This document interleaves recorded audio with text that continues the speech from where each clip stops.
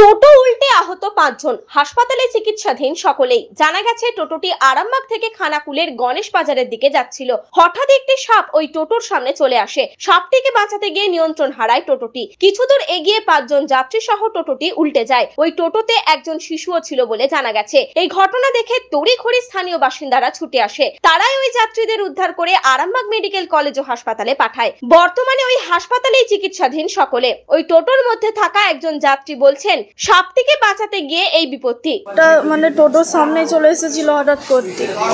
হ্যাঁ, আর দিয়ে অটোটা সামালতে মানে প্রচুর জোরে রানে যাচ্ছিল না, দিয়ে যে উল্টে গেছে পুরো একদম সাপটাকে করতে। যে এই কি বলে ওখানটায়, হ্যাঁ পাণ্ডুগ্রাম নয়, ওই দিঘির রাস্তাটার আগে, মানে ডিভাইডার রাস্তাটা ঢোকার আগে।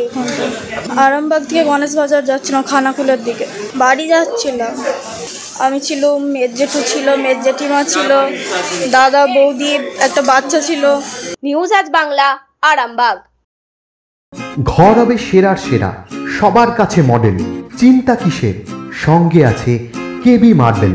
মনের মতো marble, granite, tile, sanitary fittings এর একমাত্র হোলসেল ও রিটেল শপ কেবি মার্বেল। যোগাযোগ 9434059753 অথবা 8918126044। আমাদের ঠিকানা বসন্তপুর, আমতলা মোড়, আরামবাগ, হুগলি। সাজাবো আমি স্বপ্নের বাড়ি, কেবি মার্বেলসে দেবো বাড়ি।